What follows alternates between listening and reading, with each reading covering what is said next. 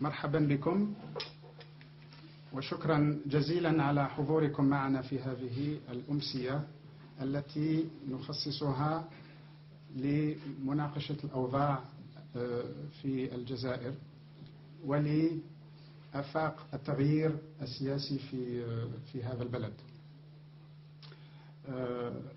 يسعد مركز دراسات السلم لمؤسسة قرطبة أن يستضيف جمع من الشخصيات الجزائرية، شخصيات سياسية ونقابية وإعلامية وحقوقية، جاءت إلى جنيف لتشارك في ندوة انعقدت البارحة واليوم صباح وبعد الظهر من أجل معاينة الأوضاع ومن أجل مناقشة آفاق التغيير السياسي في الجزائر. وباختصار شديد أود أن أقدم الوجوه الكريمة التي هي عن يميني وعن يساري، وأنا متأكد أن معظمهم بل جلهم غنيون عن التعريف، يعني تعرفونهم ويعرفهم كل من يتابع الأحداث الجزائرية. فمباشرة عن يميني أستاذنا أستاذ عبد الحميد مهري، الأمين العام السابق لحزب جبهة التحرير الوطني. ثم الأستاذ جمال الدين بن شنوف، وهو صحفي يدير موقع أو جريدة على الإنترنت اسمها لو كوتيديان دالجيري. ثم الأستاذ أحمد بن محمد، وهو أستاذ في جامعة الجزائر. ثم الأستاذ رشيد معلوي اللي هو مناضل نقابي.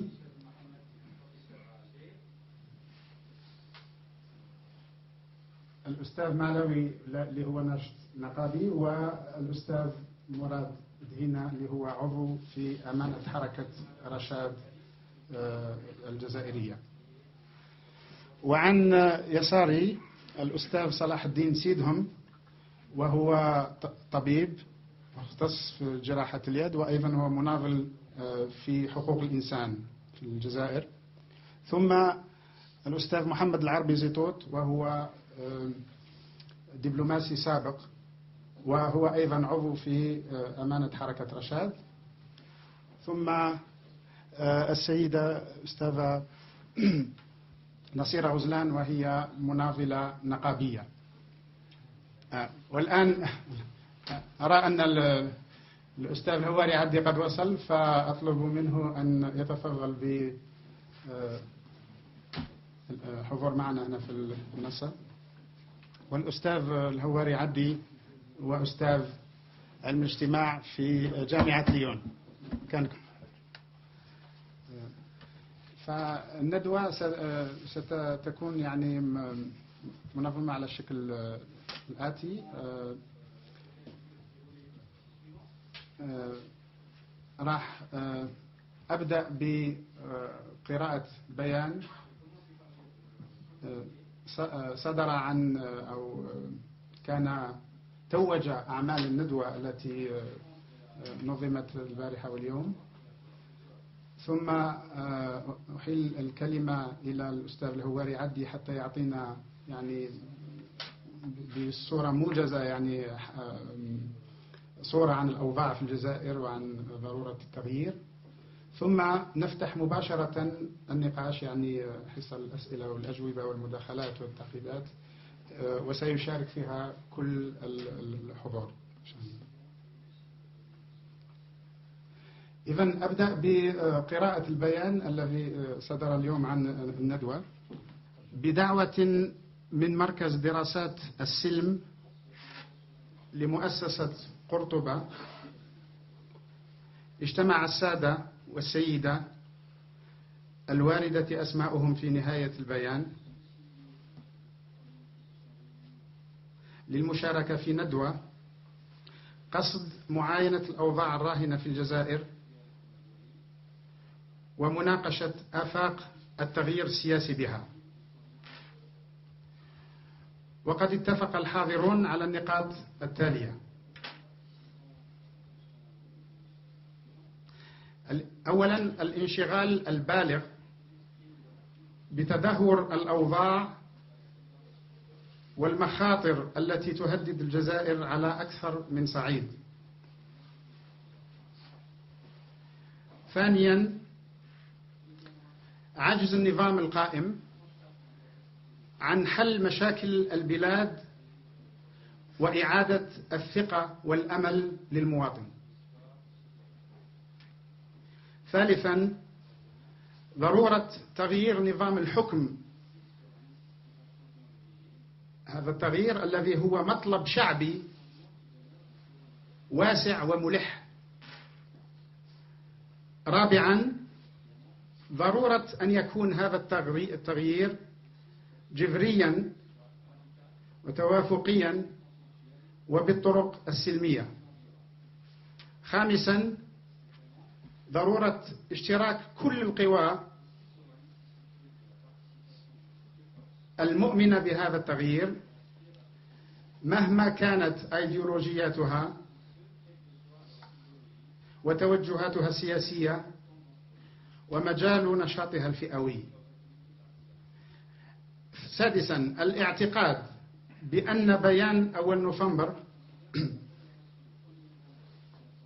يمكن أن يكون أساسا لإطار وطني شامل بعد قراءة توافقية معمقة تهدف لتجديده وتحيينه. سابعا، التأكيد على أن هذا التغيير يتطلب ديناميكية سياسية واجتماعية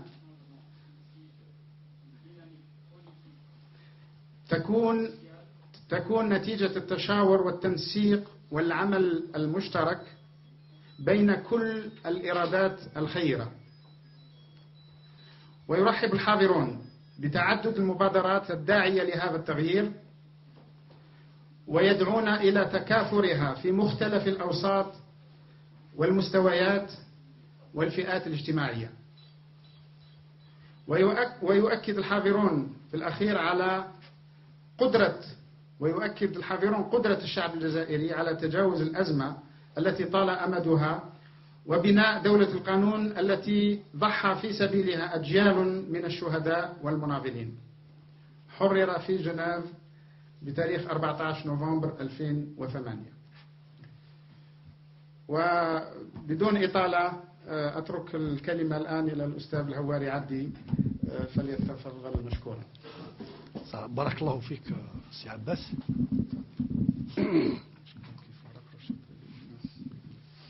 Merci bien et je m'excuse d'être venu en retard et de ne pas avoir participé à cette rencontre qui, je pense, pourrait annoncer de nouvelles perspectives dans la mesure où elle a réuni diverses sensibilités du champ politique algérien et il est indispensable de dégager une plateforme commune, un consensus minimal pour sauver l'Algérie d'une situation qui, aussi bien au niveau de la société, est en pleine déliquescence qu'au niveau des institutions qui ont connu un niveau de paralysie jamais atteint. Il est indispensable, je crois, qu'il y ait une prise de conscience pour marquer un refus à cette descente en enfer que plusieurs personnalités maintenant décrivent, y compris dans la presse nationale, et donc il est vraiment nécessaire de dépasser les clivages idéologiques pour proposer une sortie d'une crise qui n'a que trop duré surtout que les lendemains sont très très difficiles à envisager avec une chute si brutale des prix du pétrole dont on a fait malheureusement la seule ressource extérieure de l'Algérie. Le budget de l'État et toute l'économie algérienne ne repose que sur le pétrole. Ce pétrole, dont les revenus cachés, la faiblesse de la productivité et les défauts de l'économie nationale, eh bien, s'il tombe à 30 $ ou 35 $ sur 5 ou 6 ans, eh bien, ce sera des insurrections dans le pays pour le pain, pour les besoins minimums, et c'est pour éviter ce genre de situation catastrophique qu'il faudrait influer pour qu'il y ait au plus vite une transition pacifique vers un nouveau régime, car il faut le dire, ça a été dit mais on ne le dira jamais assez, la dynamique révolutionnaire du FLN, qui est né en 1954, est épuisée, et il y a longtemps qu'elle s'est épuisée. Et donc il y a une nécessité de renouveler cette dynamique au niveau idéologique et aussi au niveau du personnel. Il est affligeant que l'Algérie, qui compte une majorité de sa population moins de 30 ans, il est affligeant que ses responsables, et notamment le président, soient à un âge qui ne lui permet pas d'exercer ses fonctions quotidiennes de chef de l'État.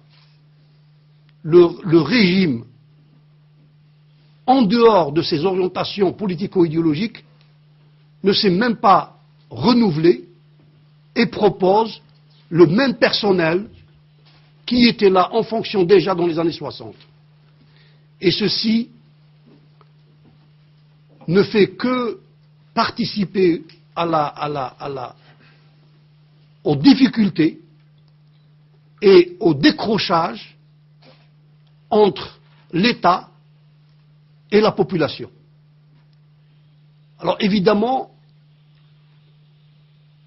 nous avons, chacun de nous, dans son contexte politico-idéologique, exprimé une opposition que nous avions toujours voulu pacifique, mais aujourd'hui, la position d'opposant n'est plus suffisante.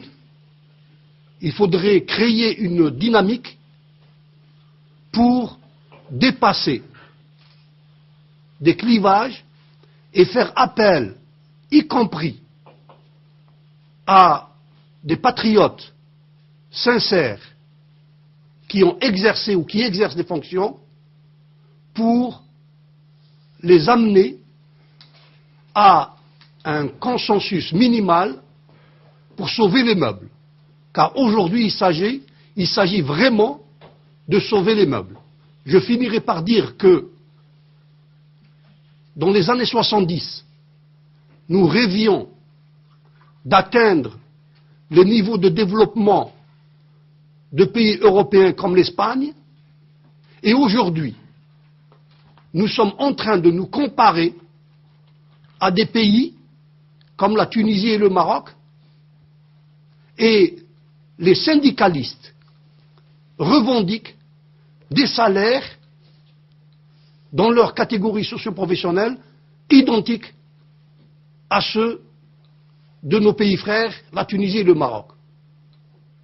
Ça veut dire que si ça continue, dans 20 ans, on va lorgner vers le Mali et vers le Niger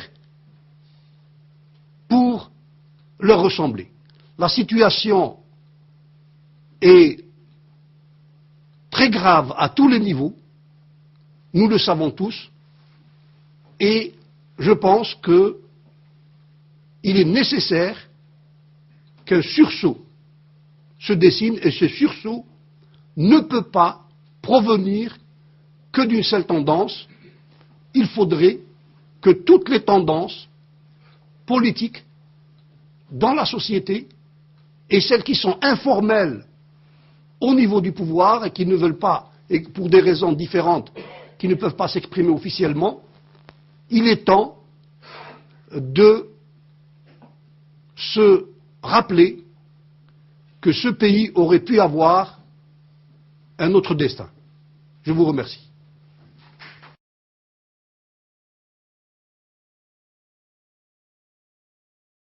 التغيير الجذري اللي ماهوش بالضرورة يتماشى مع مطلب أنه يكون هذا التغيير توافقي، فالتوافقية بالضرورة تقلل من سقف الجذرية لأنها توسع قاعدة الاتفاق والوفاق على القواعد على الأشياء الدنيا. وفي الرياضيات احنا في تونس تعلمناها بالفرنسوية نقولها بالفرنسوية هي توجور لو دينوميناتور كومان اللي هو عادة يكون أصغر دينوميناتور كومان مش أكبر شيء. عادة التوافق يخفض من سقف المطلب السياسي الراديكالي. النقطة الثانية، النقطة الثالثة تتحدث كثير من وسائل الإعلام الآن الاقتصادية خاصة على إمكانية سقوط سعر البترول إلى $10 لأنه في 98 سقط إلى $10 والأزمة الآسيوية كانت أقل بكثير حجمها من الأزمة الأمريكية الحالية التي نعيشها. ففي هذه الحالة ماذا تتصورون الأوضاع ليس في الجزائر فحسب ولكن في كامل دول المنطقة؟ أحاول الإجابة في دقائق إن شاء الله. ممكن أنا أترك قضية عدم التعرض للتغيير أو التعديل الدستوري إلى أحد الإخوة الحضور، وكذلك تداعيات الأزمة الاقتصادية على الأوضاع في الجزائر. فقط أريد ممكن إذا سمحوا لي الإخوة أن أقول كلمة عن قضية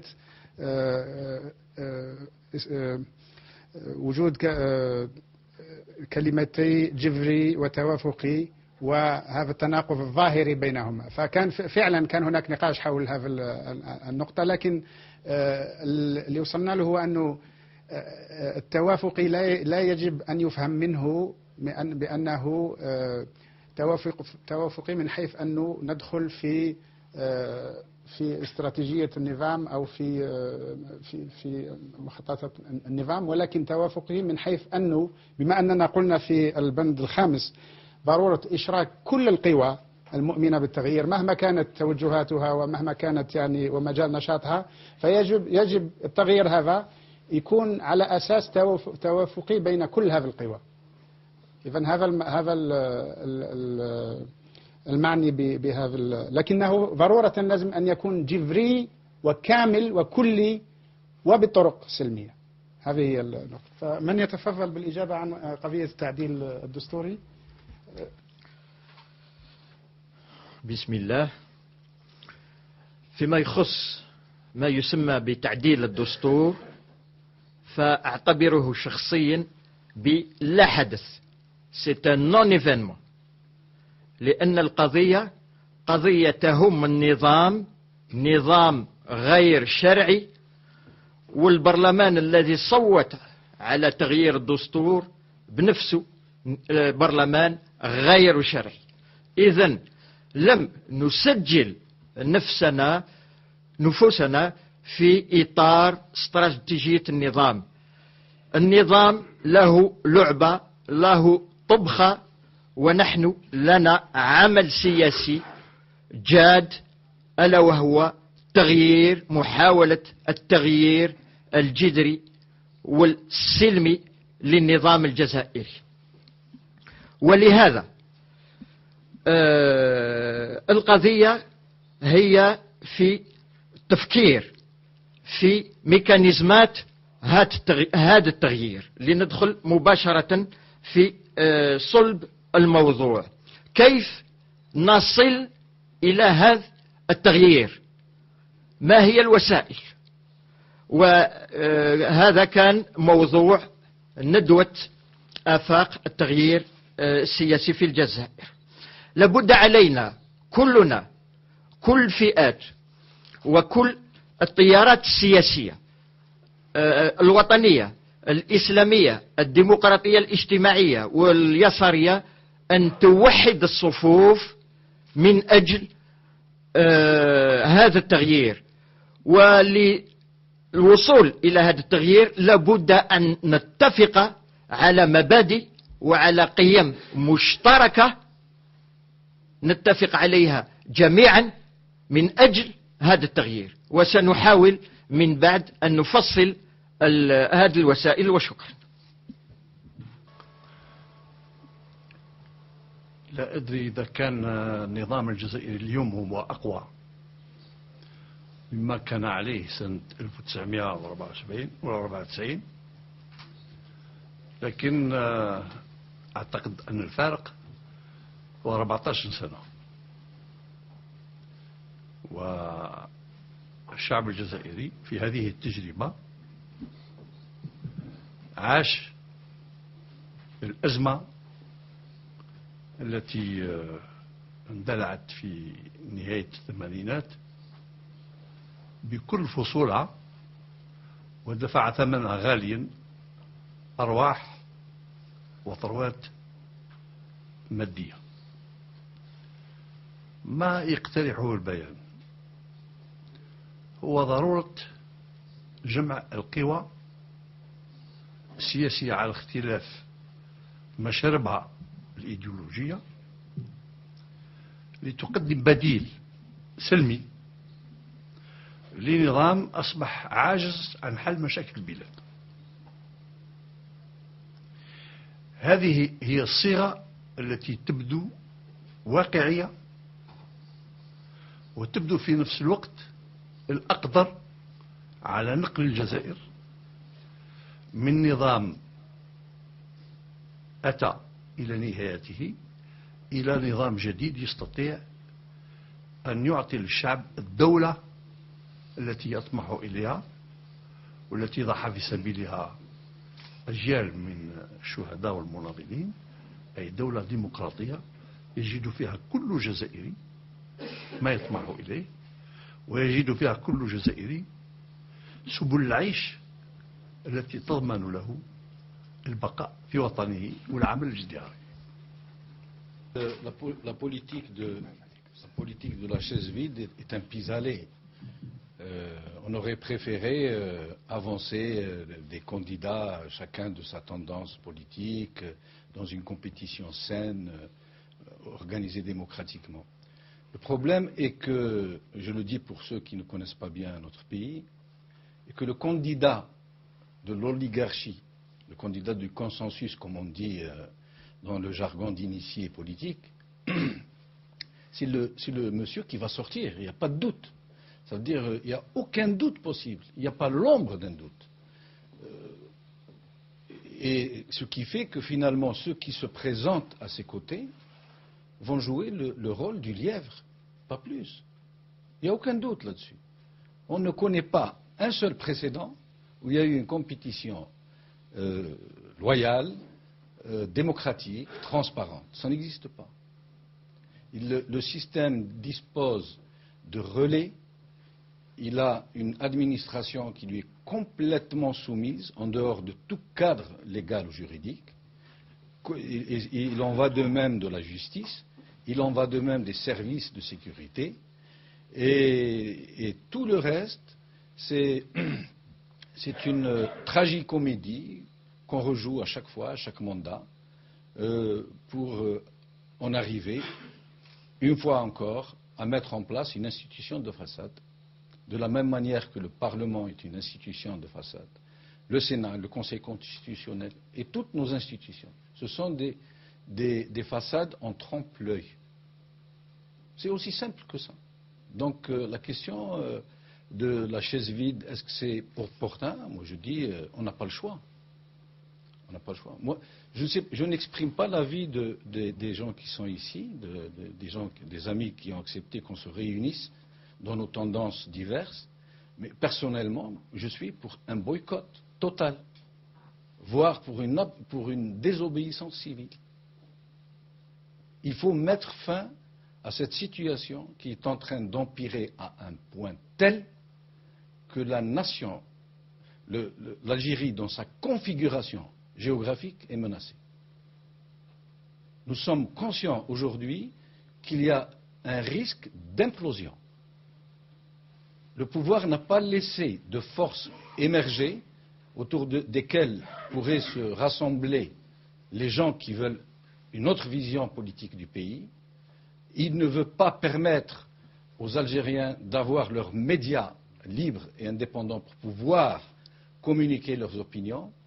Et forcément, il n'y a plus d'autres débouchés que la contestation violente, les émeutes, les jacqueries. Et donc, nous devons nous préparer probablement à nous acheminer vers une situation de désobéissance civile. Merci. شكرا سي جمال الدين.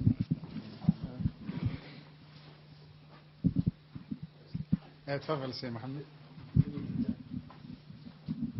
En 88, il y a eu des événements à Alger. D'accord? Il y a eu des jeunes qui sont morts. Et celui qui a donné l'ordre de les tuer, il est ministre actuellement. Alors, ce que vous dites, malheureusement, même si tout le monde boycotte, il y aura toujours un président qui va être 95% de votants. Il faut arrêter.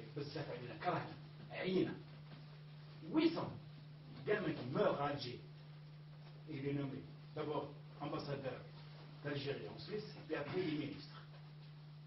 Donc, même si on boycotte, il va passer. Ça va faire اوكي. يس بطبيعة الحال. تفضل سي. شكرا. السلام عليكم جميعا. كان دو بوزيسيون تراديسيونيل، موقفان تقليديان: faire le jeu du pouvoir, prendre part à la fête, المشاركة comme des lièvres, وكاين le boycott, la solution de la facilité.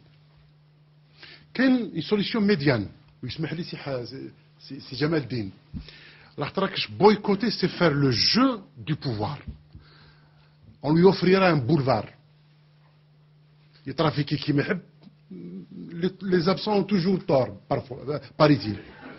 Quelle est une ligne médiane que certains ont préconisée en 1995? C'est de participer tout en ayant à l'esprit la dernière ligne droite de se retirer. On profitera du festival politique électoral, on fera avancer notre projet de bouleversement sociétal, et pour les uns et pour les autres, leur projet idéologique, le cas échéant. Et se retirer, in fine. Ça pourrait faire mouche. Voilà, je propose que plusieurs candidats postulent, briguent le mandat, bien qu'il soit établi que le jeu sera fait inéluctablement pour le candidat du pouvoir. بصح انت عندك 21 jours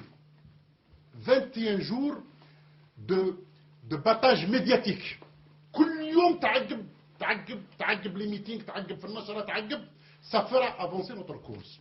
Ça se discute. Mais ne pas dédouaner la démarche du pouvoir. من جمركوش la démarche du pouvoir. يشاركوا معاه، هو راكم في 5 راكم في 4. Non. في la dernière ligne droite تنسحب. وهذا اللي سمي le boycott positif. الممانعة. Un troisième quinquennal qui le conduit à la tête de l'État à vie et enterre le multipartiste. شكرا على السؤال.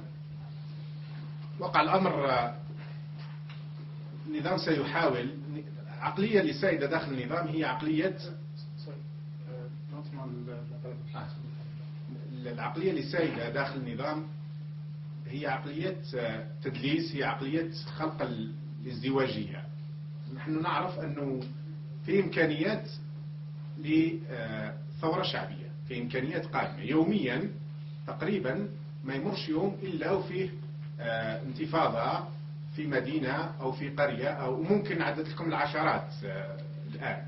ربما آخرها الأهم اللي سمعناها ودامت 3 أيام في ثاني مدينة جزائرية هي وهران. وطبعا الأسباب تتعدد، مرات تكون لأن الكهرباء انقطعت، أو لأن فريق كرة القدم المعني انهزم، أو لأن الماء لا يوجد، أو لأن بالفعل فيه مثلا قرى وإن الماء ما يوجدش لمدة 4 أشهر أو 6 أشهر. شفنا في بداية سبتمبر كانت الكهرباء انقطعت على أغلبية المدن بما فيها العاصمة أغلبية الأحيان انقطعت عليها الكهرباء، وكانت تنقطع في الغالب، وكان بداية رمضان كانت تنقطع في ساعات الإفطار. إذن فيه نوع من الثورة قائمة أصلا. المشكلة الآن إذا لم تكن هناك قوة منظمة، إذا لم تكن هناك رأي غالب لتأطير هذه الانتفاضات، بدل من أن تصبح، لأن ممكن الانتفاضة أن تصبح فوضى.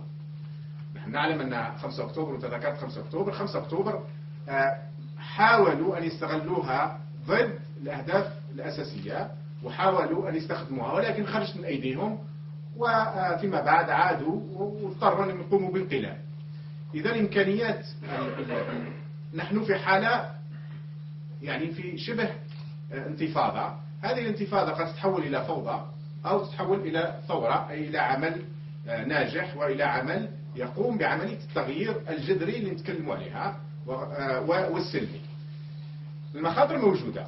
من بين أهداف هذا اللقاء اللي نسعى أن يتوسع، وهو يضم عائلات فكرية مختلفة وعائلات سياسية مختلفة، وقد يتوسع يضم أشخاص آخرين في المستقبل القريب. من بين أهدافه هو عملية تحويل هذا الخطر القادم، لأن بقاء النظام خطر، وقد يبدو أن رحيله خطر على الأقل من ناحية الشكلية. إذا هذا الرحيل نحن متأكدين أنه قادم. نريد أن تقوم عملية إشراف، تنسيق، تأطير سلمي للتحركات الشعبية التي نتوقع أنها قادمة. كلما انضم الداعين للتغيير إلى إطار للعمل، كلما انضم أكبر عدد ممكن، كلما خفت الفاتورة إذا شئنا، أو خفت تكلفة التغيير القادم. ستكون له تكلفة للأسف، لكن لحد الآن في 17 سنة كاين أكثر من 200 ألف قتيل، وهذا رقم رسمي. كاين دمار هائل للمجتمع، كاين دمار هائل للاقتصاد، كاين فشل كامل لنظام عنده عشرات المليارات من الدولارات. هناك من يقول 200 مليار، ولكن رسميا يعترفوا ب 150 مليار، ومع ذلك 40% من الشعب الجزائري يعيش تحت خط الفقر. ومع ذلك في 536 ألف بيت قصديري، وهذه أرقام رسمية. ومع ذلك في يوميا ناس تغرق في قوارب الموت، وفي ناس تغرق في الجبال، وفي ناس تغرق في المخدرات، وفي ناس تغرق في كل مكان. إذن الوطن يغرق، الجغرافيا مهددة، قوى معروفة موجودة الآن على الأرض، موجودة في مكاتب لها علنا في العاصمة الجزائرية، وموجودة في الجنوب الجزائري، وتريد أن تكون أيضا على الساحل الجزائري. في كل مكان، وأين وجهت وجهك تجد أن الأوضاع تغرق بكل المعطيات. لم يعد هناك إمكانية، ليس أمامنا خيار تغيير، هناك حتمية للتغيير، وهناك حركة شعبية تتزايد يوميا. فقط الهدف إذا كان هناك إمكانية هو أن هذا التغيير وهذا يكون مؤطر ويكون منظم، حتى لا يكون هناك أخطر مما نعيشه، ولكن أصبحنا بالفعل أمام مأزق تاريخي لا بد من حله. Sachant que les élections offrent l'occasion d'organiser des meetings et d'avoir des ambiances télévisées, et par ce geste-là, occuper tous les terrains, entre autres les meetings, etc. Voilà, c'était... بسم الله، السلام عليكم. فيما يخص الإضراب بعد الطعام، هو قرار جماعي للمجلس الوطني للأساتذة المتعاقدين، اللي هم شريحة جد مهمة، ويتمثل عددهم في 45 ألف أستاذ متعاقد، واللي الأجور تاعهم لا تتجاوز السميق الجزائري. وهذا يعني شيء فظيع، خاصة في المستوى، يعني هم جلهم أساتذة في التعليم الثانوي، وجلهم مكلفين بالسنة الثالثة ثانوي، يعني يدرسون مستوى بكالوريا. يعني كل طلبة اللي يفوتوا على البكالوريا يدرسوهم الأساتذة المتعاقدين اللي سقف أجورهم لا يتجاوز سميق في الجزائر. وبالتالي قرروا أعضاء المجلس الوطني للأساتذة واللي جلهم نساء بعد عدة محاولات، بعد عدة احتجاجات، عدة مراسلات للجهات المعنية مثل وزارة مدراء التربية، وزير التربية، رئيس الحكومة، راسلوا حتى أعلى سلطة في البلاد وهو رئيس الجمهورية، ولكن بدون جدوى. وفي الأخير تم قرار الدخول في إضراب عن الطعام حتى يصل صوت هؤلاء إلى أعلى الجهات المعنية. وفي دورة استثنائية للمجلس الوطني للأساتذة المتعاقدين تم انتخاب قرار الدخول في إضراب بالأغلبية ساحقة، وتم تحديد تاريخه يوم 14 جويلية، وهي في الحقيقة 14 جويلية وأوت هم عطلة. كانت سياسة الأساتذة منتهجة في الإضراب أيام العطلة. كما تعلمون العطلة خاصة العطلة الصيفية هي بالنسبة للنساء هامة جدا أكثر من الرجال، لأن موسم أفراح، موسم عطل، استجمام ممكن على الشواطئ، وبالتالي هم قرروا الدخول في هذه الفترة الحرجة حتى يكون صوتهم سواء الهيئات المعنية أو الهيئات الدولية.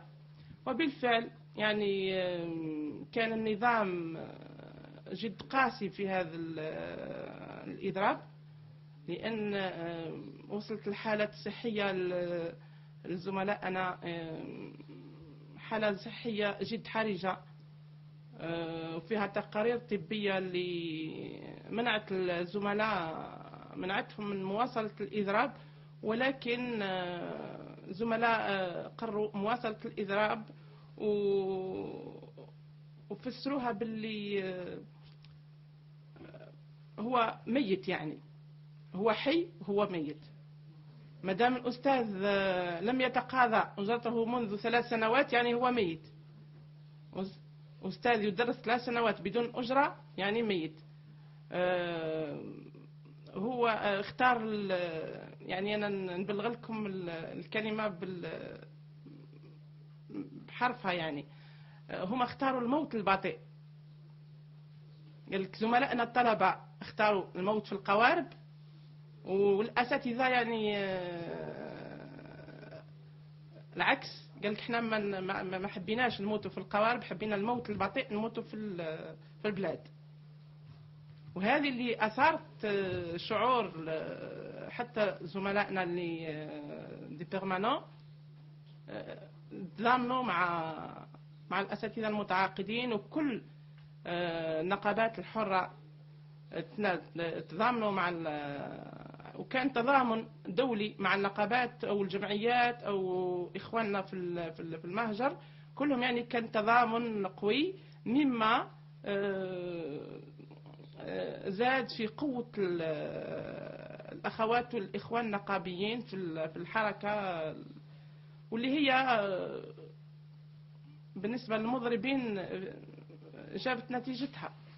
حركة الإضراب جابت نتيجتها، وبالتالي فيه أساتذة اللي حابين يعودوا يدخلوا في حركات أخرى، شجعت الأساتذة بأن يدخلوا في حركات ونزعت الخوف اللي كان النظام كما تعلموا جميعا دار خوف في الحركة النقابية ولا في الوسط العمالي بهذه الحركات الاحتجاجية، الإضرابات عن الطعام أو التجمعات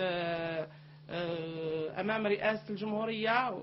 نزعت نوعا ما الخوف من الزملاء كما لاحظنا ولاحظوا كل الزملاء في الاحتجاجات الأخيرة واللي كانوا جلهم نساء أمام رئاسة الجمهورية، وين كان تعدي فاضح من قوات الأمن على النساء. يعني كل مرأة تعرض لها 4 ولا 5 من رجال الأمن بالزي المدني، وتم وكأنه فيلم ماهيش حقيقة، فيلم خيالي. تم كل واحدة عليها 4 أو 5، وتم جرجرتهم من شعر اللي فوق لا بوليس.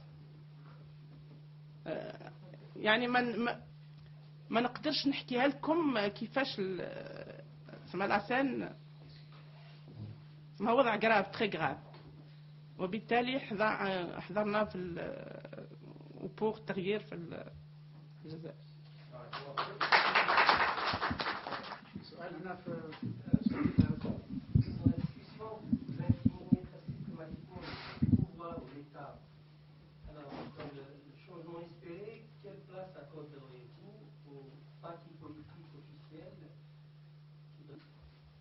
certaine confiance puisse être mobilisable dans les esprits, dans les cœurs des gens.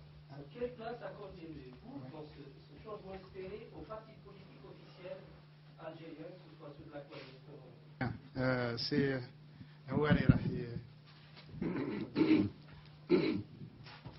Je voudrais répondre à cette question parce que c'est une question de sociologie que vous avez posée. Et je me rappelle, il y a quelques années, c'est Abdelhamid Mahri, il avait parlé du façonnage artificiel du champ politique algérien par des laboratoires. Je crois que la maladie du système politique algérien, et là il faudrait que tous en réfléchissent à cela, c'est que, et comme vient de le dire le camarade syndicaliste, en parlant de clonage, c'est que on n'accepte pas, je veux dire le pouvoir, n'accepte pas l'autonomie des acteurs dans le champ politique algérien. Et il est en train, et c'est pour ça que l'Algérie est dans cette situation unique par la gravité sur le plan social, sur le plan culturel, sur le plan économique, il est en train de poursuivre un objectif qui est irréaliste. C'est-à-dire, il veut avoir, évidemment, comme dans tous les pays, des partis officiels, mais il veut aussi avoir l'opposition. Une opposition, il voudrait que l'opposition lui soit fidèle. C'est impossible. Et donc c'est ainsi que le champ politique algérien est pollué. Et vous avez de faux acteurs. Vous avez de faux islamistes. Vous avez de faux communistes. Vous avez de faux berbéristes. Vous avez de... Tout est Taïwan. Et donc ce qu'on n'accepte pas, c'est que quelqu'un soit autonome. Et s'il est autonome, on va essayer par tous les moyens de le discréditer ou bien de le récupérer. Et c'est pour cela qu'on ne peut pas construire un système politique de cette manière. Et pourquoi il faut le construire et c'est urgent? Parce que cette approche qui provient peut-être de notre histoire, de l'histoire du mouvement national, où il fallait tous être unis contre la colonisation, je dis peut-être, eh bien, le système politique est indispensable parce que toute société humaine est traversée par des conflits. Le conflit est naturel, c'est même la vie. Et toute société humaine se dote d'institutions pour réguler les conflits. Et le système algérien est un système contre nature parce qu'il ne veut pas reconnaître la conflictualité dans la société algérienne. Nous sommes tous des administrés, nous sommes tous des frères, nous avons tous les mêmes opinions politiques, nous avons tous il n'y a pas d'intérêt divergent à l'échelle des partis politiques. Et bon, puisqu'il faut des partis politiques, eh ben on va en créer des partis politiques artificiels. Et donc, les vrais partis d'opposition sont pourchassés. Si vous demandez, et c'est ça le fond du problème, c'est ça la maladie. Et donc, moi je pense qu'il faudrait expliquer encore et expliquer à tout le monde, n'est-ce pas, l'origine et la nature de cette maladie, peut-être qu'il y aura une prise de conscience en se disant, mais après tout, un opposant n'est pas forcément un opposant à la nation. Après tout, l'alternance électorale ne mettra pas en danger la nation. Pourquoi on a peur de nous-mêmes et donc, voilà comment je réponds.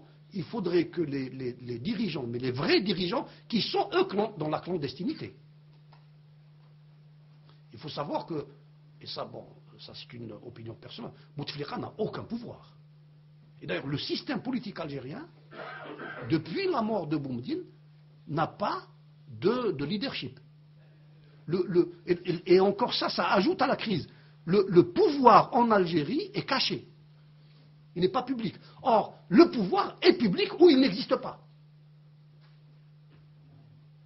Parce que, en dernière instance, il faudrait qu'il y ait quelqu'un qui arrive devant la télévision et il dise un A. Bism, au nom d'eux. Et il faut que ce soit public. Or, tout est en catimini en Algérie. Comment voulez-vous que l'Algérie continue d'exister? Il faudrait que le pouvoir soit public. Il faudrait que la conflictualité, maintenant à quel niveau, on peut en discuter. Mais il faudrait que les institutions véhiculent l'autorité pour régler la... Et donc il faudrait des partis, il faudrait des syndicats, il faudrait un pouvoir universitaire autonome, il faudrait un pouvoir même religieux autonome, un pouvoir économique autonome. Or, chez nous, le pouvoir exécutif, il veut tout ramener à lui. Et c'est ainsi qu'il étouffe la société. Et c'est ainsi que c'est une société qui avait d'extraordinaires potentialités, eh bien, qui est dans la crise la plus grave. Le politique est très important. Le politique, c'est les pores par lesquels respire le corps. Or, en Algérie, on a bouché les corps par lesquels respire, les pores par lesquels respire, et c'est pour ça que la société est en train de dégénérer. شكرا سيد هواري. هل هناك قبل ما نفوت للسؤال الثاني هل هناك تعقيب أو إضافة على صلاح الدين؟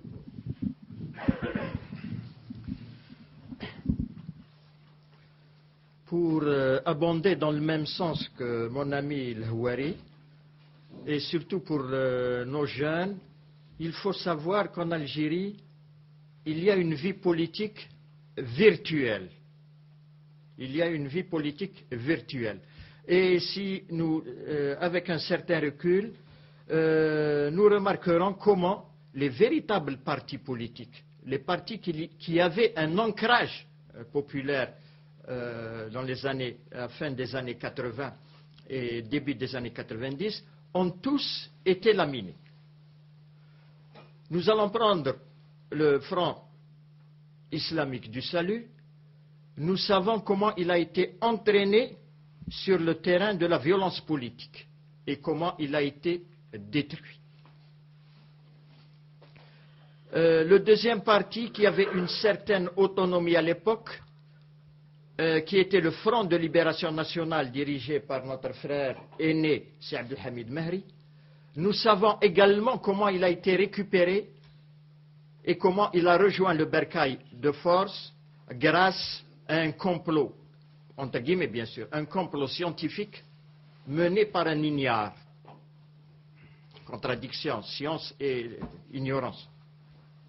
Et nous savons comment le troisième parti, qui avait un ancrage populaire, le Front des forces socialistes, comment il est en train d'être miné de l'intérieur pour essayer de le faire imploser et qui est pratiquement actuellement paralysé par des conflits internes.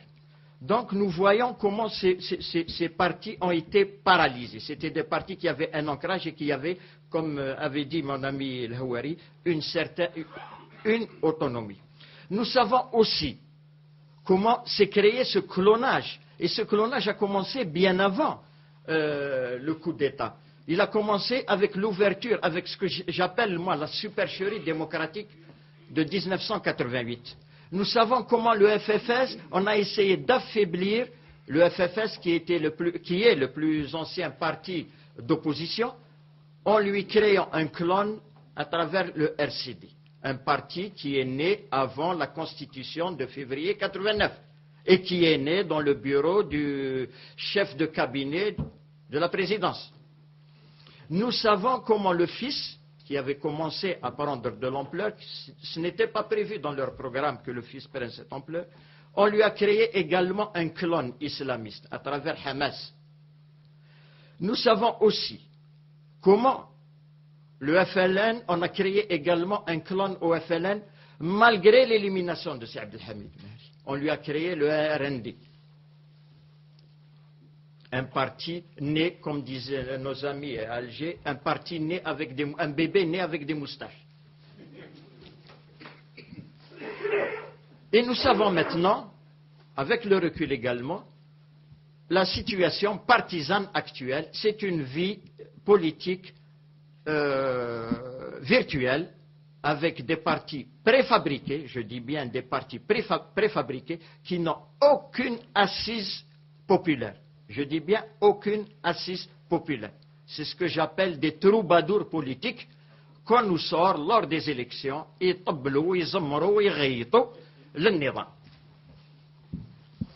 voilà la réalité des choses. Donc, pour répondre à notre frère qui disait les partis officiels, quel parti officiel? Quel parti? Quelle assise ont-ils? Ce sont des gens qui sont là à soutenir, et bientôt, dans quelques jours, ils vont sortir également, ces troubadours politiques vont sortir pour louer l'Wahda Thalitha. Voilà la réalité du problème. Donc c'est pour cela qu'il faut agir, et je le dis toujours, il faut essayer d'agir en dehors de la stratégie du pouvoir. Parce que si on rentre dans la stratégie du pouvoir, on est automatiquement stérilisé et paralysé. Et nous ne pourrons rien faire. Parce que les dés sont pipés d'avance et les jeux sont également faits jouer d'avance. C'est pour cette raison qu'il faut essayer de s'organiser. C'est pour cette raison qu'il faut essayer de se rassembler en dehors du cadre du régime.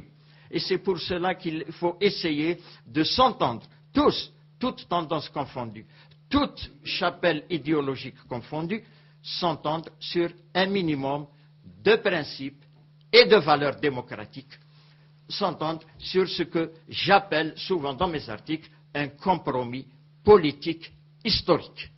Ce compromis politique historique permettra de créer une véritable dynamique populaire de changement.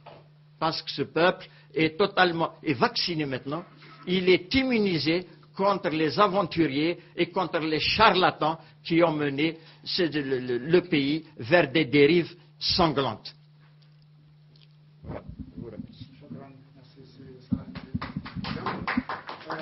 سي معنوي عنده إضافة فليتفضل.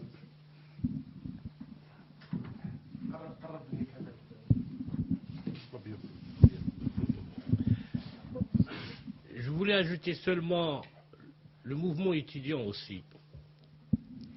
Les associations des étudiants, le mouvement étudiant, les associations, vous voyez, ils ont tellement... Vous voyez un étudiant, un président d'association étudiant, ou tous les associations étudiantes, un étudiant qui, quand il est président ou son bureau, il a une voiture, un appartement. C'est-à-dire, ils ont corrompu même le mouvement étudiant. Donc quand tu vois un étudiant, normalement, il est comme ça, il n'a pas d'argent, et c'est ça qu'il milite pour une révolution et tout ça. Ils ont acheté toutes les associations des étudiants avec des appartements et des voitures. Et en plus, la corruption qui était grave, c'est que leur section, ou partout l'université ou les cités universitaires, ils donnent des marchés, c'est-à-dire qu'on achète les produits dans les sites universitaires pour manger, ils donnent le quota des marchés aux étudiants pour s'enrichir. C'est-à-dire l'étudiant a l'association a son fournisseur. C'est-à-dire que moi je vais acheter du pont d'hôtel ou du je sais pas, c'est-à-dire l'association des étudiants a un quota de fournisseurs pour prendre le marché. C'est-à-dire la corruption du mouvement étudiant qu'il est important, donc n'importe quel changement. Donc ils ont été intelligents de récupérer ce mouvement, ce n'est pas en tant que mouvement. Il reste quelques comités indépendants qui sont la majorité dans la Kabylie, qui reste un comité autonome qui se révolte des marches et tout ça, seulement dans le côté de la Kabylie. Et aussi, c'est-à-dire pour... Bon, elle est passée, pardon. Elle est passée. Merci. Une question ici, ouais, s'il vous plaît. Là, on a parlé d'aspect théorique, d'aspect pratiquement, M. Sidhom a parlé d'un décor virtuel de la politique algérienne. Là, on aspire au changement. Et quels sont les moyens et les mécanismes de ce changement? C'est-à-dire, est-ce qu'il y a des moyens réels pour qu'on puisse passer à l'action? On va demander peut-être à notre ami Mourad qui ne s'est pas exprimé jusqu'à maintenant. Et puis, vous avez addition aussi en anglais.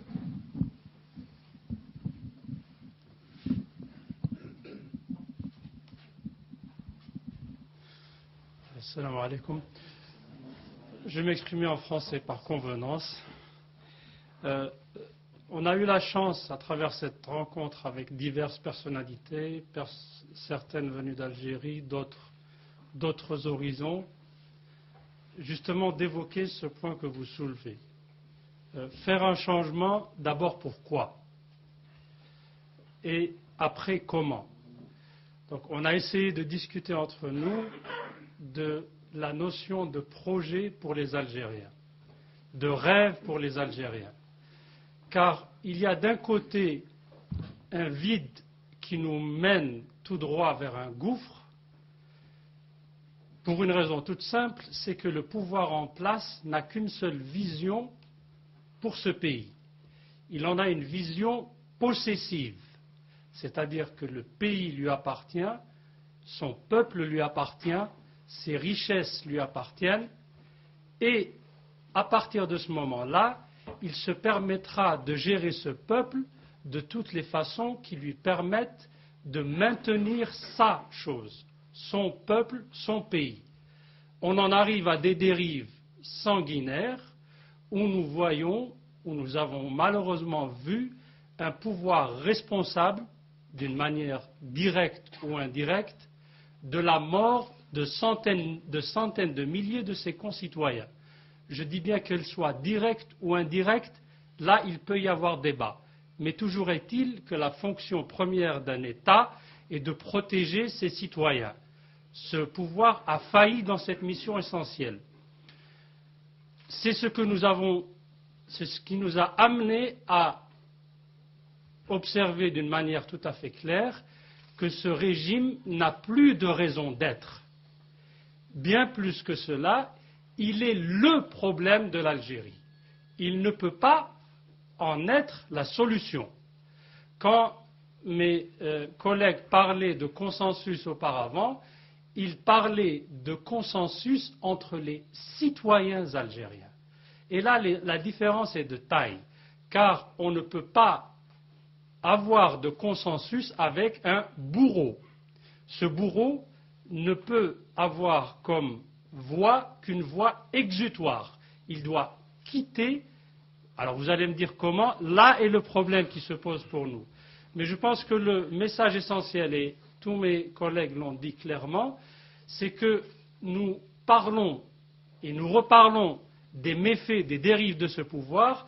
Nous avons essayé aussi d'aborder un autre sujet qui est aussi une certaine faillite de l'élite politique algérienne, et surtout celle de l'opposition. Car cette élite, elle s'est soit vendue à ce pouvoir pour des bienfaits que nous connaissons, ou bien elle s'est recroquevillée sur elle-même par peur, pour s'échapper, pour s'exiler, et ceci a laissé libre cours à ce pouvoir.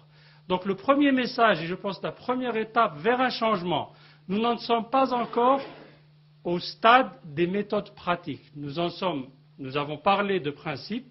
Le premier de ces principes étant que ce changement doit être non violent, parce que nous savons tous que ce pouvoir se nourrit d'une chose qui n'est autre que le sang des Algériens. Ce pouvoir ne peut vivre qu'en voyant le sang des Algériens couler. Il est de notre devoir tous, en tant que citoyens algériens, de faire en sorte de ne plus abreuver ce vampire qu'est ce pouvoir, de notre sang et du sang de nos concitoyens. Ce changement que mes collègues ont défini comme étant non violent ne viendra bien sûr que par la participation du citoyen. Et c'est le premier message que devra porter haut et fort cette élite politique qui veut ce changement et parler aux citoyens. Ce citoyen doit s'assumer, doit extirper les peurs de son cœur. Il n'y a pas de raison qu'un Algérien trouve un problème à exprimer ses idées politiques de peur que la police politique d'un régime en décadence, en déliquescence, le menace d'une façon ou d'une autre. Il faut que le citoyen se réapproprie sa chose politique et de là émergeront les consensus, les méthodes et aussi la solidarité entre les citoyens qui malheureusement fait aujourd'hui défaut dans notre société, même dans nos familles et dans nos tribus, si je puis m'exprimer ainsi. Donc on ne peut parler de prescription. Il faut faire ça pour arriver à ça. Je pense qu'il faut donner la chance aux citoyens de prendre conscience de sa dignité, de sa responsabilité et aussi de sa valeur en tant qu'Algérien. Il faut donner ce rêve, cette confiance aux Algériens. Les choses viendront dans le temps, car si nous, on engage ce processus de vision, de rêve, de projet de société ou un projet pour notre nation, le pouvoir s'effondrera car il n'a pas de vision. Un pouvoir qui en arrive à changer une constitution en 10 jours ne peut pas avoir de vision pour un peuple. Un pouvoir qui veut écrire l'histoire de son peuple n'a pas de projet pour ce peuple. C'est un pouvoir qui veut falsifier. Donc, il nous appartient à nous, et quand je dis nous, je parle aux citoyens. Il faut oublier ces structures partisanes, ce dans quoi nous a essayé de nous cantonner ce pouvoir, pour arriver justement à créer cette dynamique. Et je pense que cette réunion est dans ce sens très importante, parce qu'elle a pu réunir un frère syndicaliste qui nous a parlé avec ses tripes de ce que vivent nos frères salariés, nos frères travailleurs, qui, je le répète et il est à côté de moi, il est inconcevable dans un état de ce monde qu'un salarié, qu'un enseignant ne reçoive pas son salaire pendant 3 années. Dans un pays qui se respecte, on n'aurait plus d'État, on n'aurait plus plutôt de pouvoir politique qui devrait immédiatement être changé. Je pense que ce sont ces choses simples que le citoyen exprime, que nous devons partager avec solidarité, avec courage, parce qu'il faut affronter ce pouvoir. Il ne partira pas de lui-même.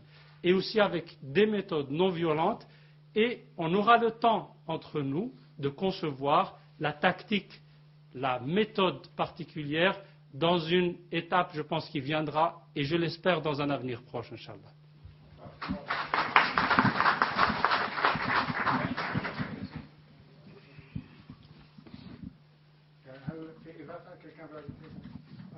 Il est 9h-5, je crois.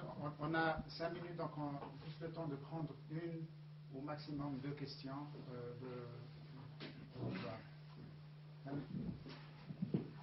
Salam alaikum. C'est une question qui va être posée aux syndicalistes, à Mme Nassera et à M. Rachid. Déjà, en tant que mouvement syndicaliste autonome, vous vous situez où par rapport aux syndicats officiels de l'État qui est militaire?